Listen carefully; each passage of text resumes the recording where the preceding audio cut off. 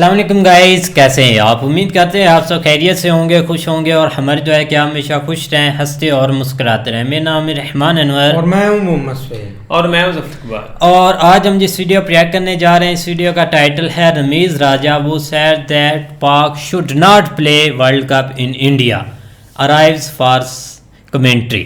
तो भाई बिल्कुल हम भी काफ़ी ज़्यादा शॉक्ड हैं इस चीज़ पर कि रमीज़ राजा साहब इंडिया जा चुके हैं। कल भी हम बात कर रहे थे और हमने उस वीडियो में मेजर साहब का भी जिक्र किया था, लेकिन बाकी आप खैर आगे मेजर साहब आपको क्लियर बताएंगे। बाकी करते वीडियो स्टार्ट और देखते हैं।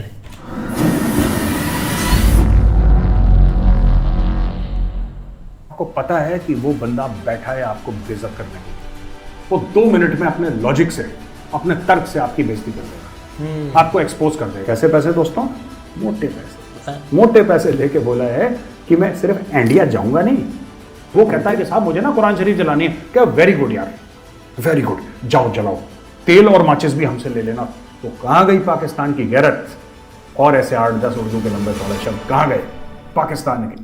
चैन दोस्तों, मैं हूं मेजर गौरव आर्या और आप देख रहे हैं द चाणक्य डायलॉग्स।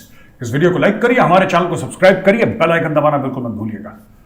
दोस्तों वो जो मामला था, ये देखिए मेरे पास नोट्स हैं विक्रम दोराईस्वामी साहब का, जो कि हाई कमिश्नर यूके हैं, भारत के हाई कमिश्नर यूके में। तो उनका जो मामला था, अब ये आया है कि उनको बुलाया एक्चुअली था जो गुरुद्वारा कमेटी थी ग्लासगो की। वो जो गुरुद्वारा साहब की कमेटी थी, उन्होंने बोला कि साहब आप आइए। ये कुछ बातें हमने कल भी डिस्कस करी थी अपने वीडियो में, लेकिन अब कुछ और बातें सामने आई हैं। वो एक्चुअली बात करना चाहते थे, वो उनको वेलकम करना चाहते थे, वो उनको ऑनर करना चाहते थे, जो गुरुद्वारे वाले थे वो उन्होंने बुलाया। ये जो खालिस्तानी हैं, इन्होंने ऐसी बात नहीं है कि इन्होंने सिर्फ विक्रम दोराईस्वामी साहब के साथ ही बदतमीजी करी और बोला कि आप मत जाओ और उनकी गाड़ी जानबूझ के। ये बेसिकली क्या है कि ये अब पढ़े लिखे नहीं हैं खालिस्तानी, और मेरे पास और कोई इनको डिस्क्राइब करने की, इनके साथ आप डिबेट नहीं कर सकते, इनके साथ डिस्कशन नहीं कर सकते, बुद्धि के बैल हैं ये। तो इनको भाषा ही जूते की समझ में आती है। खालिस्तानियों को कंट्रोल में लाना ही अगर है तो इनको भाषा ही जूते की समझ में आती है। आप इनको ये कह के कि यार बुलाया है गुरुद्वारा साहब में, जाने दीजिए, क्योंकि उन्होंने बुलाया, अपनी मर्जी से कोई नहीं आया वहां पे, उनको बुलाया गया है। और जब गुरुद्वारा साहब वाले चाह रहे हैं कि वो आ जाएं, तो आप भी उनको जाने दीजिए। ये नॉर्मल बात आप खालिस्तानियों से कर नहीं सकते। अनएजुकेटेड होते हैं ये लोग, ठीक है। यहाँ पे पिंड से चले गए, झूठ बोल के, नकली चिट्ठियाँ लिखवा के, पैसे खिला के, घूस दे के वहाँ पे चले गए, वहाँ पे कोई ऊबर चला रहा है, ये सब चीज़ें। तो इन लोगों के साथ बुद्धिजीवियों वाली कार्रवाई, इंटेलेक्चुअल्स वाली कार्रवाई, अग्रीमेंट, डिसएग्रीमेंट, डिबेट, ये सब नहीं। खालिस्तानी आए सामने, वो कुछ ना बोल रहा हो, 4 जूते उसके मुंह पर मारो खालिस्तानी के, उसको बेइज्जत करो, उसको जलील करो, उसका कॉलर पकड़ के उसको रगड़ दो जमीन पे, वो आपकी इज्जत करेगा। क्योंकि ये बिहेवियर वो समझता है खालिस्तानी। हम लोग जो लैंग्वेज बोलते हैं वो खालिस्तानी मेजर गौरव आर्या की लैंग्वेज समझते हैं। They don't understand normal language, ठीक है ना। आपने उनको बोला कि यार ये तो गेस्ट हैं या अतिथि हैं, इनको बुलाया गया है, he is invited for a certain, ये सब चीज़ें नहीं समझ में आती। जो झूठा सर्टिफिकेट बना के यहाँ से गया हो बाहर, अपने मुल्क के साथ गद्दारी करके, अपने मुल्क के साथ गद्दारी करके, अपने देश, अपनी जो माँ है, जिस भूमि को हम माँ बोलते हैं, उसके साथ गद्दारी करके गया हो, झूठ बोल के गया हो, जो उसके साथ आप क्या एक्सपेक्ट करते हैं कि वो क्या करेगा? तो मेरा तो सिंपल सा फंडा है यार, मेरे हाथ में अगर किसी भी प्रकार का कल अगर कोई ताकत हुई, कोई भी पॉलिटिकल या कैसी भी मेरे हाथ में ताकत हुई, तो मेरा तो सिंपल सी एक पॉलिसी रहेगी, खालिस्तानी मिले, कूटो, जलील करो, कूटो, जलील करो, कूटो, ठीक है। ये सैंडविच के 5 लेयर बनाने हैं। पहले कूटो, पहला लेयर, जलील करो, दूसरा लेयर, कूटो, तीसरा लेयर, जलील करो, चौथा लेयर, कूटो, 5वां लेयर। मोटा सैंडविच बन गया, खिला दो उसको। उसने कोई गलती नहीं करी खालिस्तानी ने, वो चुपचाप बैठा है, वो अपना काम कर रहा है। जैसे ही पता लगा खालिस्तानी, कुटो उसको, फिर जलील करो।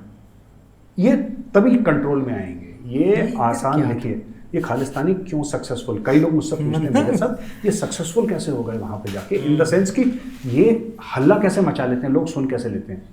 एक्चुअली क्या होता है कि वेस्टर्न सोसाइटी के ना 2 फेस हैं। कोई भी वेस्टर्न सोसाइटी के 2 फेस हैं। एक है रेसिज्म वाला फेस, एक है रेसिज्म वाला फेस जो कि बड़ा भयानक, और कई कई तो यूरोपियन कंट्रीज में फाशिज्म वाला भी फेस है, that is also true. Extreme right wing, bordering fascism, वो वाला भी फेस है, वो बड़ा अगली फेस है, वो भी एक सच्चाई है।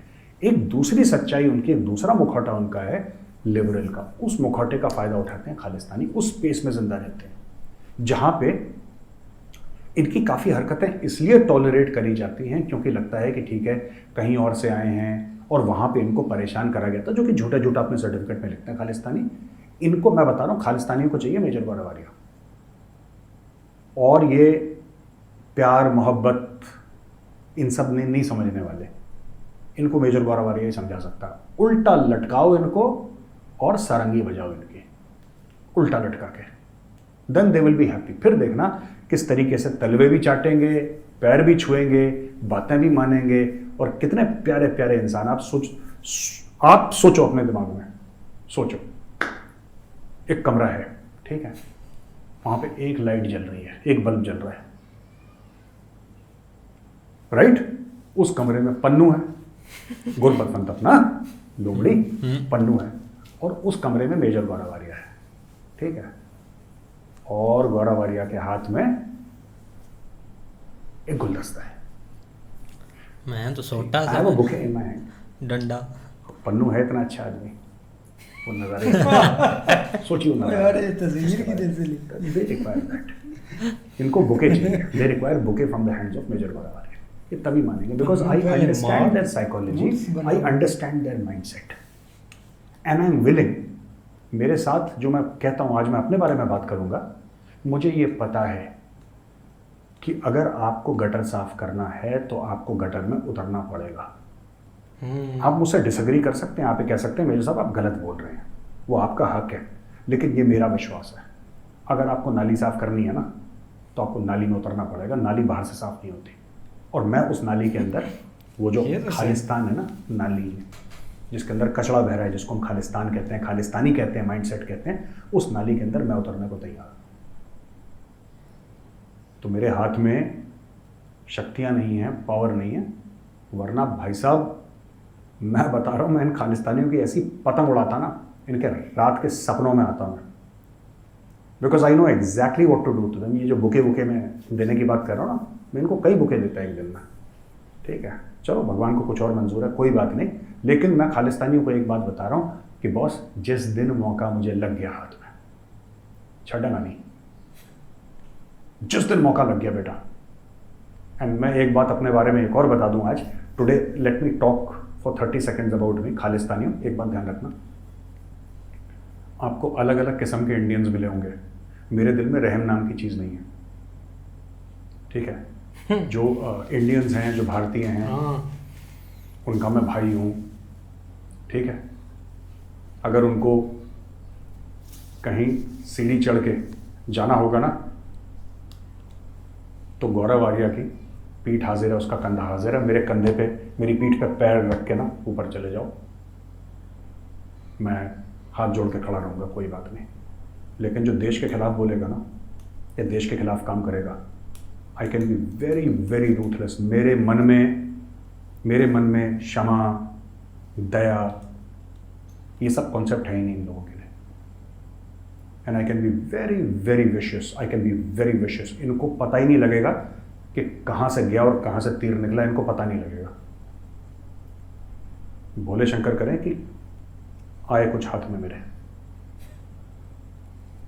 मैं बता रहा हूँ आपको, वरदान इनको देना चाहिए। दौड़ाऊंगा ज़्यादा, कूटूंगा कम, दौड़ाऊंगा ज़्यादा, कूटूंगा कम। एनीवे, अब दूसरी कहानी पे चलते हैं दोस्तों। दूसरी कहानी ये है कि शो मी डिस्क्रिमिनेशन। डॉक्टर जयशंकर ने, ये वॉशिंगटन डीसी में एक इवेंट था, और वहाँ पे किसी ने as usual minorities in India, ये बड़ा फैशन है माइनॉरिटीज़ इन इंडिया के बारे में, तो डॉक्टर जयशंकर ने अच्छी खासी क्लास ले ली। अब मुझे ये नहीं समझ में आता कि अंग्रेज़ हैं या कौन है ये लोग, ये डॉक्टर के सामने, डॉक्टर जयशंकर के सामने बोलते क्यों हैं, जब आपको पता है कि वो बंदा बैठा है आपको बेइज्जत करने के लिए। वो 2 मिनट में अपने लॉजिक से, अपने तर्क से आपकी बेइज्जती कर देगा, आपको एक्सपोज कर देगा, आपके कपड़े फाड़ के आपको नंगा कर देगा। अब बोलते क्यों है डॉक्टर जयशंकर के सामने? ये टीवी में आता था ना, बहुत पहले प्रोग्राम आता था, आजकल पता नहीं था, खतरों के खिलाड़ी। इन लोगों को खतरों के खिलाड़ी खेलने की बड़ी आदत है डॉक्टर जयशंकर के साथ। और डॉक्टर जयशंकर का डेली का काम है, सवेरे उठता है बंदा, नहाता धोता है, कपड़े बदलता है, पूजा पाठ करता है, नाश्ता करके इनकी गिलास लेता है, उसका डेली करने निकल रहा। अब देखो, इन्होंने ये बोला कि today since you brought up the issue of minorities in India, what is the test of really fair and good governance और the balance of a society. इसका टेस्ट क्या है जो आप माइनॉरिटीज इन इंडिया के बारे में इतनी लोगों को खुजली, लोगों को पता नहीं है, ठीक है, लोगों को पता ही नहीं है भारत में क्या हो रहा है। तो कुछ कुछ सोशल मीडिया में सुन के सवाल पूछा, तो उसकी बड़े स्टाइल से, जिसको कहते हैं ना कांटा छुरी से बेइज्जती, कांटा छुरी से किसी की बेइज्जती करना और किसी की क्लास लेना और भारत का पॉइंट मजबूती से रखना, ऐसा minister of external affairs boss मैंने तो आज तक नहीं देखा।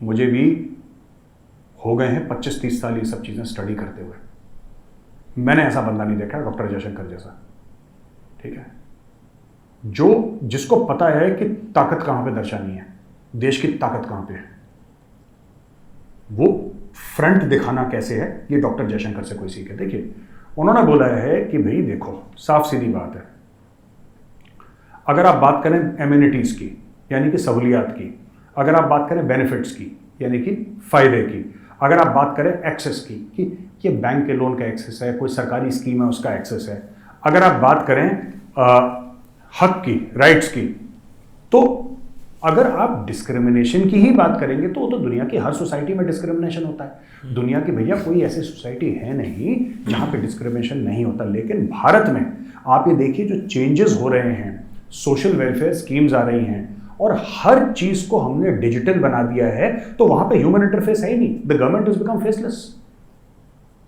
एक जमाने में मैं आपको बताता हूं, अगर आपके पास ज्यादा पैसा होता था और आपको ये नहीं समझ में आता था क्या है, तो इनकम टैक्स का जो पचड़ा, तो आप इनकम टैक्स ऑफिसर से जाके मिलते थे, ये सब चीजें गायब हो गई।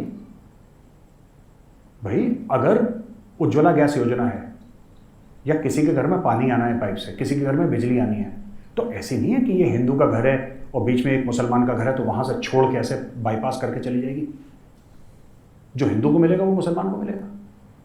तो डिस्क्रिमिनेशन किस फील्ड में है, मुझे भी आज तक समझ में नहीं आया। देखिए, बात यह है कि जो घड़े हैं ना, वो बर्तन है, वो खटखट खटखट करेंगे।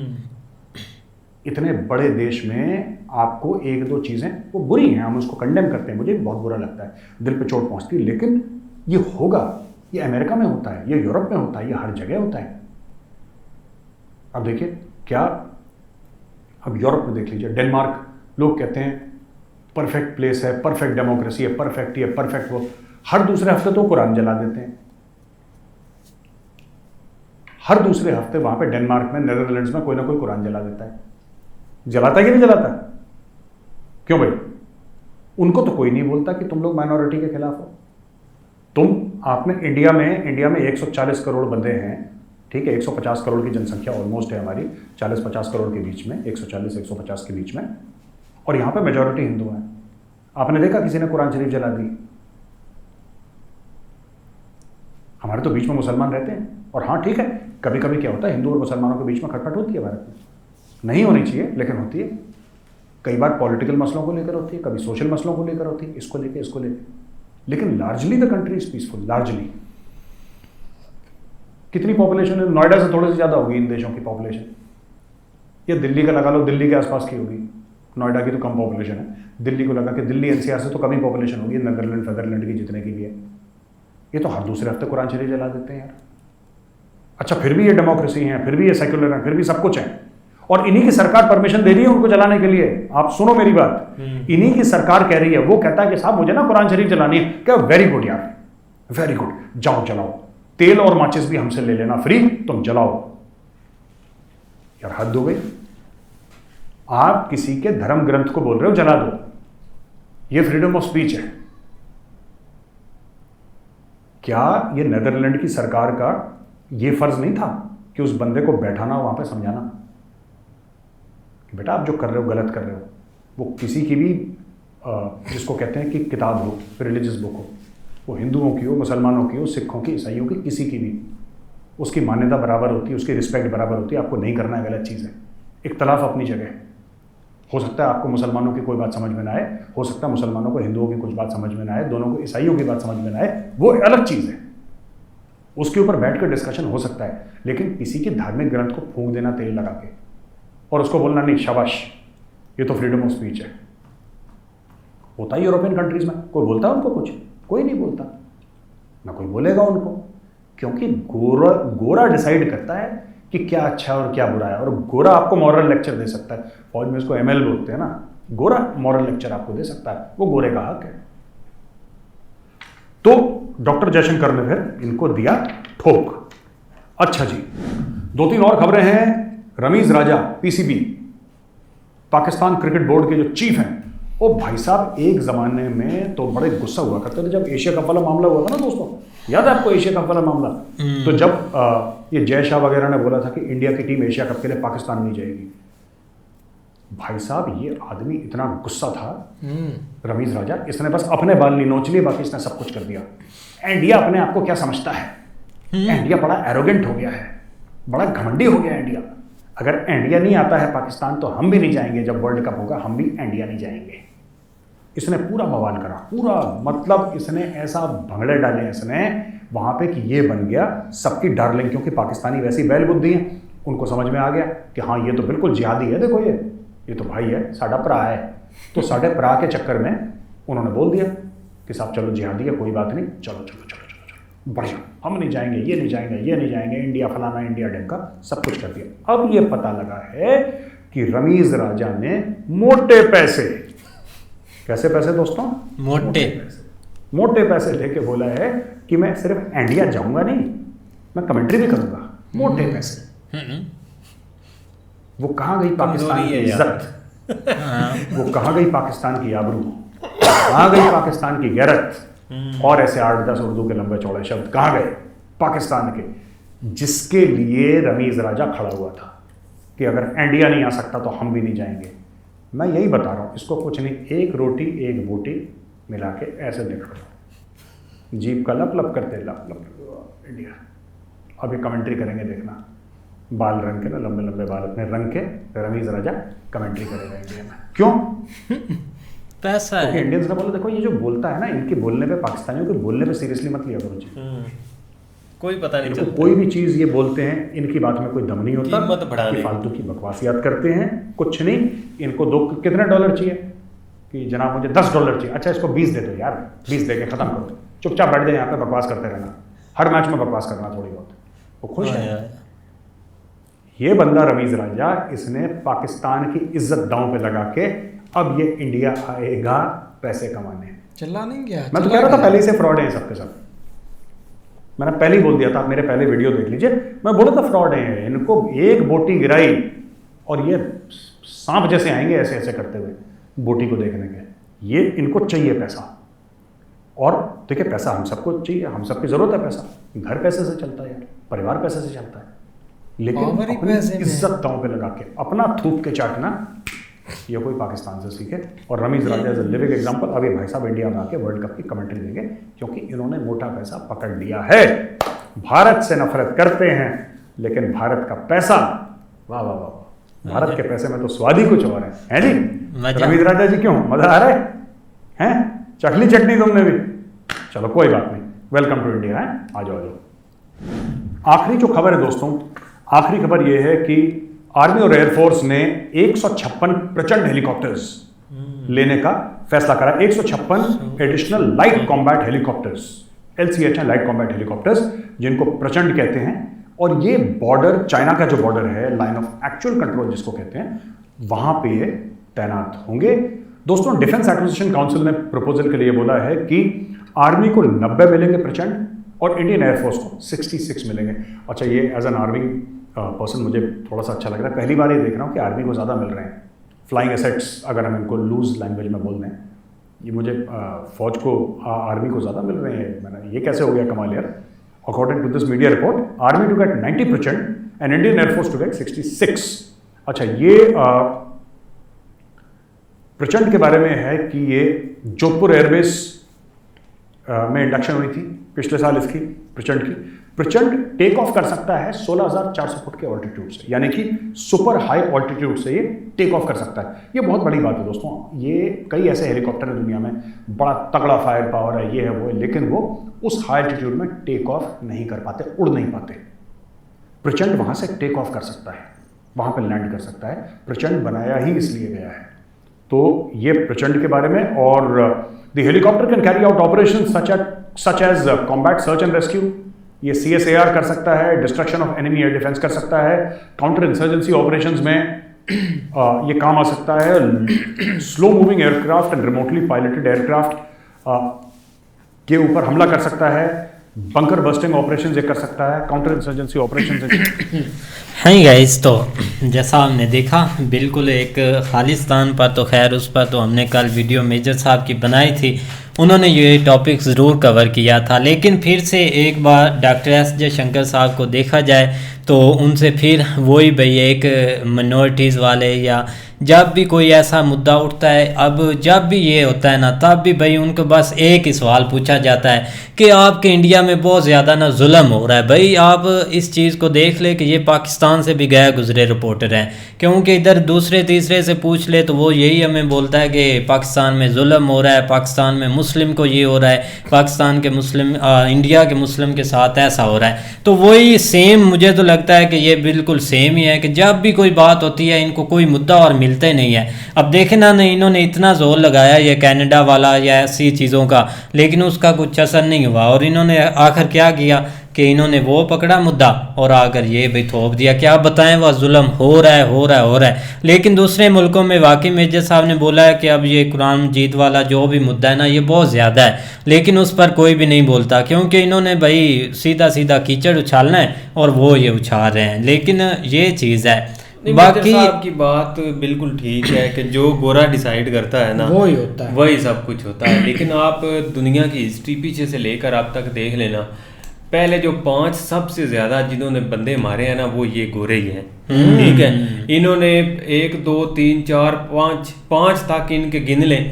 सबसे ज्यादा पूरी दुनिया में भूचाल मचाने वाले, सबसे ज़्यादा लोगों को कत्ल करने वाले ये आपको जो है ना वो मिलेंगे। मिलियंस के हिसाब से इन्होंने जो है ना वो बंदे उड़ाए हैं और अपने मारे हैं, जिसमें खुद जो है ना वो आपके सामने हिटलर भी उनका ही था। हिटलर भी देख लें, और गोरी चमड़ी वाला ही था ना, लेकिन ये कि उन्होंने इस हद तक, लेकिन ये कि उनके वो अब पाक साफ होकर बैठ के उनको कोई पूछने वाला ही नहीं है। उन्होंने पूरा आपके सामने ये जो है ना, ये करंटली आप देख लें, ये ईरान इराक सॉरी जो है ना उसको तबाह इन्होंने कर दिया है, लेकिन कोई पूछने वाला नहीं है। आपके सामने जापान है, आपके सामने थाईलैंड है, आप देख लें, इन्होंने कोई चीज़ भी नहीं छोड़ी।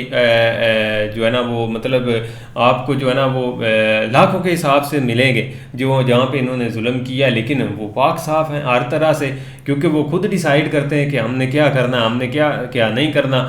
अब देख लो ना, कोई भी हॉली बुक है, देखो ना, हर मज़हब की अपनी अपनी है, उसको इस हद तक जो है ना वो आप इजाज़त दे रहे हैं, तो ये भी एक दहशतगर्दी में आता है जो आपकी तरफ से दहशतगर्दी, लेकिन कोई रोकने वाले नहीं है। इनको दूसरों की मिनॉरिटीज़ का ख्याल है, लेकिन ये कि अपने जो इन्होंने काम किए हैं उनका पता ही नहीं है, क्योंकि वो पाक साफ है।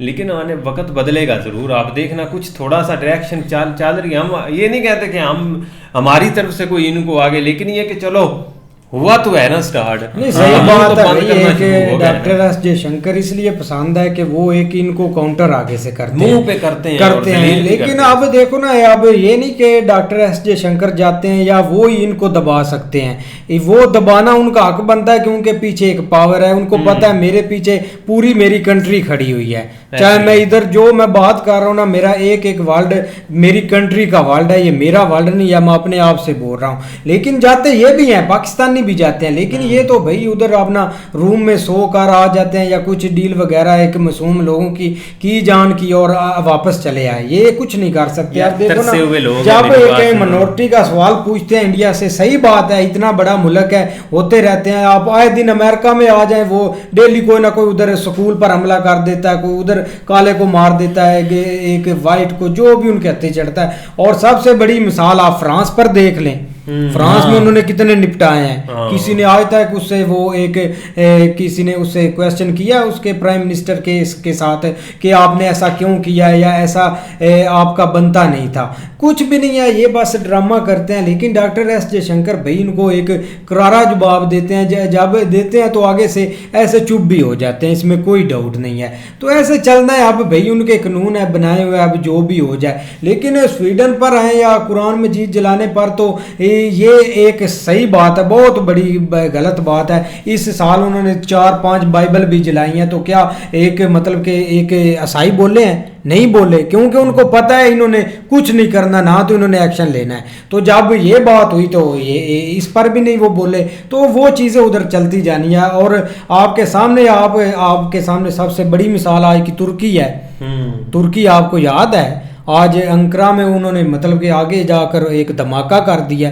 उसका रीज़न क्या था? उसकी एक दाइश ने जिम्मेवारी ली है कि जो ये बकवास थे, ये बुर्दगान करता था कि हम इस्लाम के उम्मा हैं, हम ऐसा हैं, तो उसने मतलब कि नेटो में इनको सेलेक्ट किया ना, एक स्वीडन को, कि आप नेटो में आ जाएं। वो वीटो भी कर सकता था पहले, हैंगरी और तुर्की ने उनको 4 साल उधर जलील किया, उन्होंने नहीं नेटो में आने दिया। लेकिन एकदम से एक पहले तो वो इधर एक भाषा इनको देता है कि आपने एक मुस्लिम उम्मा है, हम भी सारे मुस्लिम के लीडर हैं, लिहाजा जो भी एक इस्लामोफोबिया होगी हम सबसे पहले बोलेंगे। लेकिन एकदम से भाई ने जब बोला कि ऐसी चीज़ें नहीं चलनी, ऊपर से दबाव था, उसने स्वीडन को नेटो में इस्तेमाल कर लिया और ऊपर से उनके साथ जपियाँ पपियाँ कर रहे हैं। तो क्या लोग पागल हैं? आज उधर 2 बंदे थे, वो आए, उन्होंने उधर धमाका करना था, जहाँ पर इसने जाकर एक स्पीच भी देनी थी और जाकर एक उसका गेट भी ओपन करना था। लेकिन इसकी किस्मत ये बच गया था। उसका रीज़न क्या था? कि उसका रीजन यही था कि आपने ये परमिशन क्यों दी है।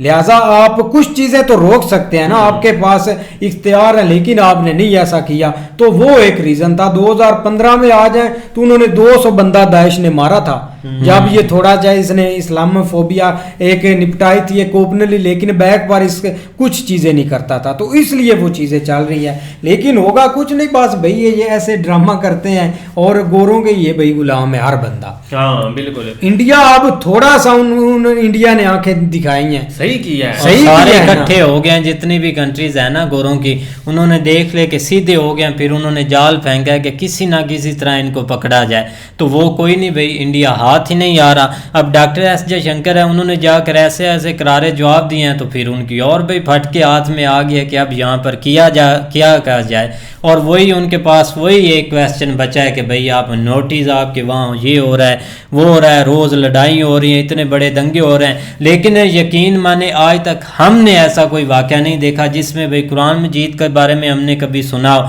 क्योंकि वो कोई एक उनका इंटर भाई मसला है, हिंदू मुस्लिम वो अपनी कंट्री में रहते हैं, छोटे मोटे मुद्दे होते रहते हैं, कुछ पॉलिटिशियंस की वजह से होते हैं, कुछ वैसे हो जाते हैं, कुछ ऊंच नीच हो जाती है। लेकिन ऐसा वाक़या जब भी होता है भाई, ऐसा कभी नहीं हुआ इंडिया में, तो इसीलिए भाई अब और उनको कुछ मिल ही नहीं रहा मुद्दा। बाकी भाई रमीज राजा साहब रात को बार यार यकीन करो, ये इतनी जल्दी थूका हुआ चाटते हैं ना, आप सोच नहीं सकते। हमने इतनी जल्दी इनको देखा है, ये नहीं कि ये एक 1% है, हमने एक कंट्री लेवल के ऊपर ये चीज़ें देखी हैं कि इन्होंने जो है ना आपके सामने ये फ्रांस वाला मुद्दा इन्होंने इतना उठाया, यहाँ तक कि एक टाइम ऐसा आया कि जो पूरे पाकिस्तान के मौलवी है ना वो इकट्ठे हो गए थे। उन्होंने कहा कि अब या वो रह गए या हम रह गए, इस हद तक इन्होंने हाइपर क्रिएट की थी उसके अंदर। लेकिन ये कि एंड ऑफ क्या हुआ कि ठीक 5-6 मंथ बाद उसी मैक्रोन को जा ये जपियां डाल रहे थे और दे ये ज़्यादा आप इससे लगा लें कि ये किस साथ। अब ये बंदा है, आपको पता है कि यहाँ पे कोई जो पाकिस्तान के अंदर ओहदा है ना ये परमानेंट नहीं है, आप मुस्तकिल कभी भी यहाँ पे नहीं, आप जस्ट आर्जी हैं, चाहे आप 1 मंथ के लिए हैं, चाहे आप 1 साल के लिए हैं, चाहे आप 2 मंथ के लिए। प्राइम मिनिस्टर का ये हाल है, प्राइम मिनिस्टर जो है ना वो बेचारा जिस दिन हलफ लेता है ना उसको डर लग जाता है कि कब मेरा जो है ना वो काम पत्ता काटा जाना है। तो ये जो है ना वो मतलब जब ये जैसे युद्धों के ऊपर आते हैं तो ये पता नहीं अपने आप को क्या समझने लग जाते हैं, और उसका रिजल्ट भी इसने भी यही किया कि मैं एक बहुत बड़ा स्पोर्ट्समैन हूँ। अब पीछे जब इसने देखा कि मेरे लेवल का कोई भी नहीं है, लिहाजा जो है ना वो अभी शुरू हो जाऊं। अब इसके सामने एक दो चीज़ें जो फैसला करना आई, इसने खुल के जो है ना उसके ऊपर पॉलिटिक्स की जो कि नहीं बनती थी। उस वक्त भी हम यही कह रहे थे कि इसको इस हद तक जो है ना वो हाइपर नहीं क्रिएट करना चाहिए, क्योंकि आगे वर्ल्ड का पार है, और वर्ल्ड का पार है इसका मतलब ये है कि आपने वहाँ पे जाना है। आप जो मर्जी हो जाए, आपके अंदर सेल्फ रिस्पेक्ट नहीं है, आपने वहाँ पे जाना ही जाना है। आप जितना मर्जी यहाँ पे चीख लें, पुकार लें, आप कल को वहीं जाकर बैठे, गला बिठा लें, लेकिन आपने जाना ही जाना है। और वही आपके सामने हुआ, ना सिर्फ ये गए हैं बल्कि खुद भी आया हुआ है। हाँ, सारे के सारे मिलकर गए हुए हैं भाई। हम तो इसको देख रहे थे, काफ़ी ज़्यादा ट्विटर पर इसके ट्रेंड चलते थे, टिकटॉक चलाते थे, पीछे भाई एक म्यूज़िक लगा होता था तो यही आवाज़ आ रही होती थी कि कोई बड़ा भाई जियाला आ रहा है कि जो पाकिस्तान का भाई बड़ा युद्ध लड़ के आ रहा है। और इमरान खान साहब के साथ इसकी पिक्चर थी, वो लगा देते थे कि दोनों भाई टक्कर के बंदे हैं, देख लो इंडिया को आंखें दिखा रहे हैं। आज वही बंदे भाई देख कर ना इनको गाली निकाल रहे हैं, ये वही रमीज राजा है, वो जाकर इंडिया बैठा हुआ। भाई माल है ना, मेजर साहब ने बोला था जब भी मोटा माल होगा ना तब ये अपनी कीमत बढ़ाएंगे और इंडिया में आकर बैठकर ऐसे ही भाई ऐसे जुबान करेंगे। और वही भाई आज भी बिल्लो नाच है। हाँ, बिल्लो नाच, पैसा बहुत ज्यादा है, तू बस नाच के दिखा। सही बात है भाई। यार आपने उस दिन नहीं देखा था जब ये इन्होंने थोड़ी देर के लिए एक फाइनेंस मिनिस्टर जो है ना वो बनाया था, फाइनेंस मिनिस्टर जो अपना क्या है उसको बोलते हैं यार, बिल्लो रानी, बिलावल है, बिलावल, उसको इन्होंने जो फॉरेन मिनिस्टर, फाइनेंस कह रहा हूँ, फॉरेन मिनिस्टर, अच्छा उन्होंने बनाया।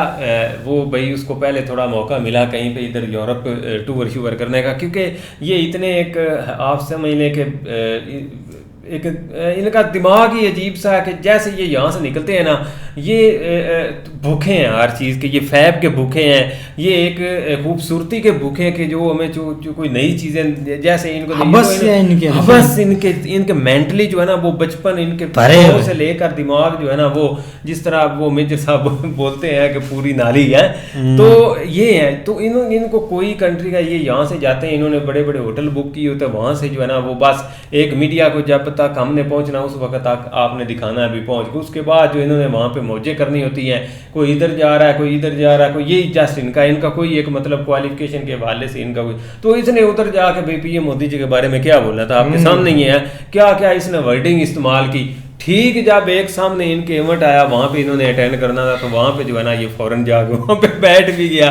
तो ये देखो ना यार, एंकर पहले चले गए इस साथ तक आगे ना मामलात को ले जाएं कि उससे पीछे जो है ना वो हटना ही ना मुश्किल हो जाए। ठीक है ना, आप प्रॉपर तरीके से चलें, एक थोड़ा सा जाए ताकि कुछ ना कुछ तो यार चीजें रहने दे का बंदा एक सलाम लेने के काबिल रहता है। लेकिन ये फिर भी ले लेते हैं ऐसे सीना मुंह टेढ़ा करके सलाम लेते हैं। लेकिन कोई शक नहीं भाई, रमीज राजा ने एक पहली बात तो इसको ये बातें करनी नहीं चाहिए थी, चाहे जो भी हो जाए, क्योंकि इसको खुद भी पता था ये चीजें जाकर आगे होंगी, हमने टीम भेजनी भी है, मैंने भी उधर जाना है, ये चीजें होंगी। लेकिन पता नहीं इसको एकदम से क्या हुआ था, इसका दिमाग खराब हो गया था या जो भी चीजें, लेकिन कोई ना कोई इसके साथ चीज हुई थी जिसकी बिना पर ये भड़क रहा था। लेकिन जब एक पीछे पता चला हमारी सरकारों को कि ये बंदा तो खतरनाक है, तो उन्होंने रातों रात चाल भी तू निकल, तू कौन होता है इधर ओहदे पर रहने वाला, और तू कौन होता है बोलने वाला, हमें तो पैसा चाहिए चाहे जो भी हो जाए, इसमें कोई शक नहीं है। हम चाहते थे कि इंडिया इधर आए, यकीन करें हमारा बहुत दिल था पाकि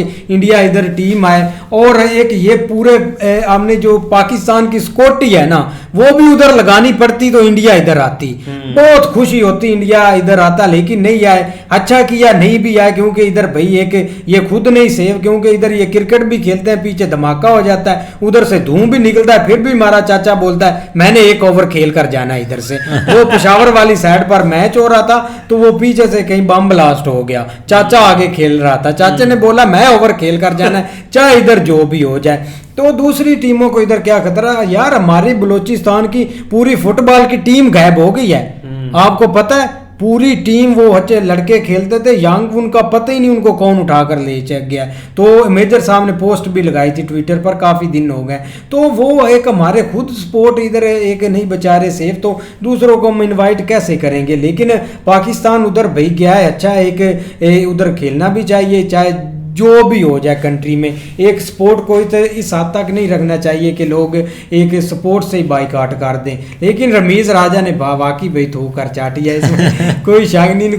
इनको आप जितनी गाली दे लें ये सुनते भी हैं, लेकिन ये फिर भी बोलने मुझे कौन सा दे रहा है गाली, मैंने सुननी है। चाहे ये कुछ भी नहीं यार, इनका एक लेवल ही नहीं है, इनके अंदर इंसानियत भी नहीं है। जो भी इधर पाकिस्तान में ओहदेदार है ना, जो भी एक ओहदे पर बैठा है उसकी जेब में 50 से 100 बंदों का खून जरूर होता है, मतलब कि वो फूंक सकता है किसी टाइम भी। ऐसे ही है ना, आपके पास जो भी होता है आप मतलब कि जो इधर हम तो भाई कीड़े मकोड़े हैं, जब ये चाहे रोन देते हैं, इसमें कोई शक नहीं। लेकिन आप भाई इंडिया से गया, मैं तो बोलता उधर इसे छितर पे फेरना चाहिए कि तू होता कौन है इधर मतलब के आने वाला। अगर हमने भेजा भी है तुमने फिर भी नहीं आना था ऐसे निकालना था। अच्छा ऊपर से ये बोल देते हैं कि यार रमीज राजा उधर अब क्या ट्रेंड चल रहा है कि यार वो बहुत कमेंट्री अच्छी करता है, पहाड़ की कमेंट्री अच्छी करता है, गोरे इतने कमेंट्री अच्छी करते हैं, आपकी सोच है। अब ये इन्होंने चूरन खिलाना है। लेकिन ये कि भाई बेस्ट टॉपिक था मेजर साहब का, तो उम्मीद करते हैं आपको वीडियो पसंद आएगी। अगर पसंद आए वीडियो को लाइक, चैनल को सब्सक्राइब जरूर कीजिएगा। मिलते हैं नई वीडियो के साथ, तब तक के लिए अल्लाह।